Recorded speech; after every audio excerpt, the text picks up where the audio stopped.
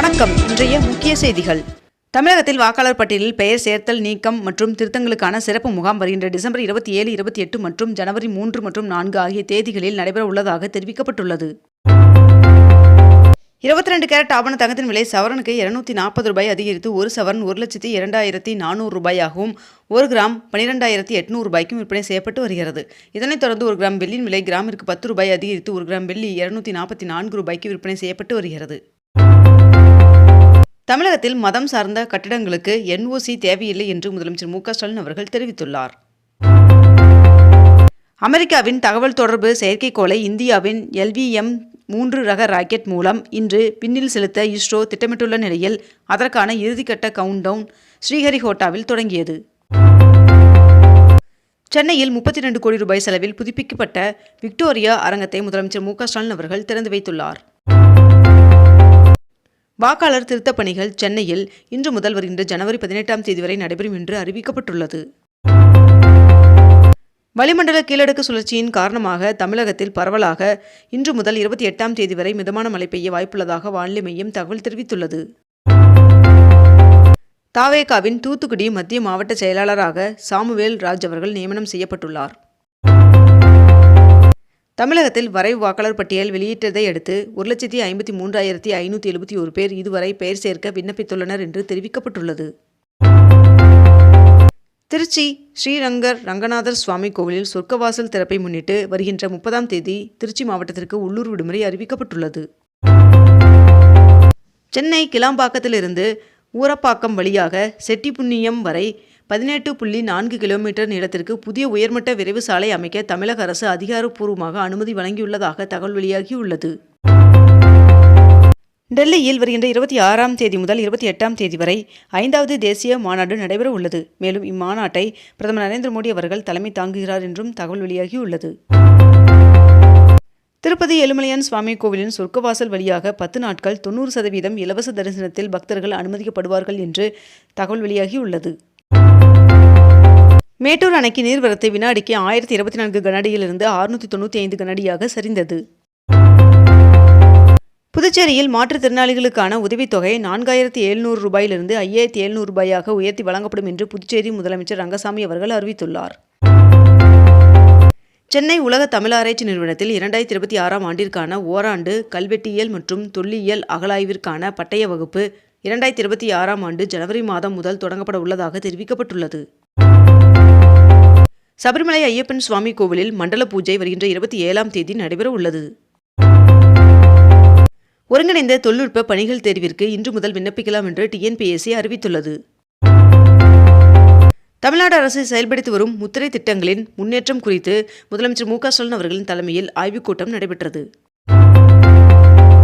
86 லட்சம் ரூபாய் மதிப்பீட்டில் வீடற்றோருக்கான இரவு நேர காப்பகத்தை துணை முதல்வர் உதயநிதி ஸ்டாலின் அவர்கள் திறந்து வைத்துள்ளார்.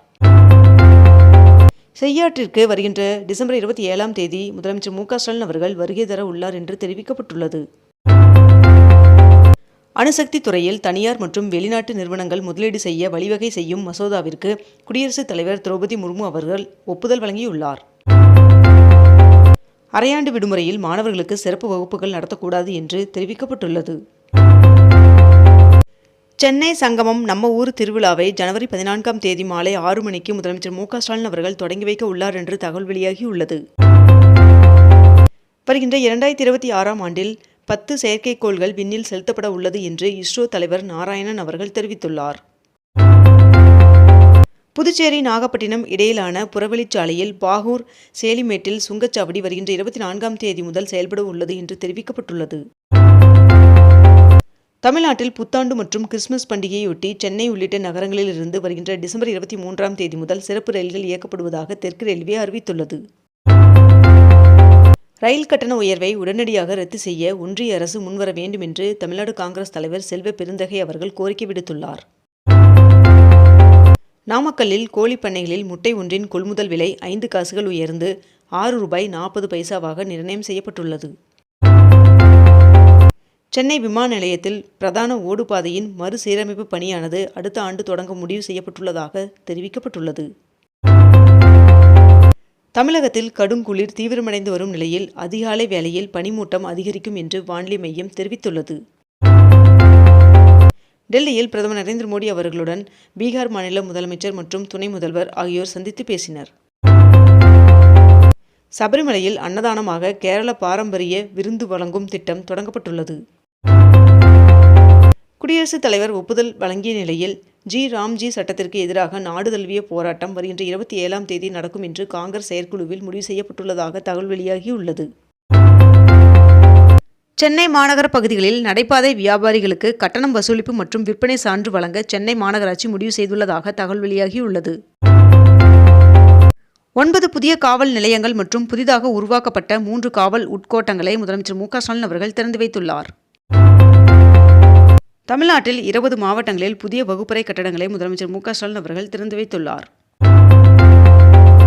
ஒலிம்பிக் போட்டியில் தங்கம் வெல்லும் கர்நாடக வீரர் வீராங்கனைகளுக்கு தலா 6 கோடி ரூபாய் பரிசு வழங்கப்படும் என்று கர்நாடக முதலமைச்சர் சித்தராமையா அவர்கள் அறிவித்துள்ளார். நேஷனல் ஹெரால்டு வழக்கில் மேல்முறையீட்டு மனு மீது பதிலளிக்க சோனியா காந்தி அவர்களுக்கும் ராகுல் காந்தி அவர்களுக்கும் நோட்டீஸ் அனுப்பப்பட்டுள்ளது என்று தகவல் வெளியாகியுள்ளது. இந்தியா நியூசிலாந்து இடையே தடையற்ற வர்த்தகம் மேற்கொள்ள இரு நாடுகளும் ஒப்பந்தம் செய்து கொண்டுள்ளன என்று தெரிவிக்கப்பட்டுள்ளது. அஸ்ஸாமில் 15,600 கோடி ரூபாய்க்கான திட்டங்களை பிரதமர் நரேந்திர மோடி அவர்கள் தொடங்கி வைத்தார். தமிழக வெற்றிக் கழகத்தின் சமூக நல்லிணக்கத்தை 100% பாதுகாப்போம் என்று அக்கட்சியின் தலைவர் விஜய் அவர்கள் தெரிவித்துள்ளார். தமிழக காவல்துறையில் காலியாக உள்ள 1299 உதவி ஆய்வாளர் பணியிடங்களை நிரப்புவதற்காக மாநிலம் முழுவதும் அமைக்கப்பட்டிருந்த 46 மையங்களில் 1,78,000 பேர் தேர்வு எழுதினர். உத்தரகாண்டில் உள்ள அனைத்து பள்ளிகளிலும் பகவத்கீதையின் வாசகங்களை வாசிப்பதை கட்டாயமாக்கி அம்மாநில அரசு உத்தரவிட்டுள்ளது. முதலமைச்சர் மு.க.ஸ்டாலின் அவர்கள் நெல்லையில் 100 கோடியில் காகிதே மில்லத் நூலகம் அமைப்பதற்கு அடிக்கல் நாட்டினார். தமிழகத்தில் கிறிஸ்துமஸ் மற்றும் வார இறுதி நாட்களை முன்னிட்டு 891 சிறப்பு பேருந்துகள் இயக்கப்பட உள்ளதாக போக்குவரத்து கழகம் அறிவித்துள்ளது. டிட்வா புயல் காரணமாக ஒத்திவைக்கப்பட்ட செமஸ்டர் தேர்வுகள் வருகின்ற ஜனவரி மாதம் நடைபெற உள்ளதாக அண்ணா பல்கலைக்கழகம் அறிவித்துள்ளது. வரைவு வாக்காளர் பட்டியலில் தவறுதலாக ஒருவர் விடுபட்டிருந்தாலும் மீண்டும் இணைக்க நடவடிக்கை எடுக்க வேண்டும் என்று முதலமைச்சர் மு.க.ஸ்டாலின் அவர்கள் அறிவுறுத்தியுள்ளார். முதலமைச்சர் மு.க.ஸ்டாலின் அவர்கள் நெல்லையில் 45,000 பேருக்கு நலத்திட்ட உதவிகளை வழங்கினார். சென்னையில் வடகிழக்கு பருவமழை இன்று வரை இயல்பை விட 6% குறைவாக பெய்துள்ளது என்று வானிலை மையம் தகவல் தெரிவித்துள்ளது. மாநில அரசின் வேலை உறுதி திட்டத்திற்கு மேற்கு வங்க முதலமைச்சர் மம்தா பானர்ஜி அவர்கள் மகாத்மா காந்தி பெயரை சூட்டினார். இத்துடன் இன்றைய தலைப்புச் செய்திகள் நிறைவடைகின்றன. மேலும் இதுபோன்ற அண்மை தகவல்களை உடனுக்குடன் தெரிந்து கொள்ள அக்னிபூ சேனலை சப்ஸ்கிரைப் செய்து கொண்டு தொடர்ந்து இணைந்திருங்கள். நன்றி, வணக்கம்.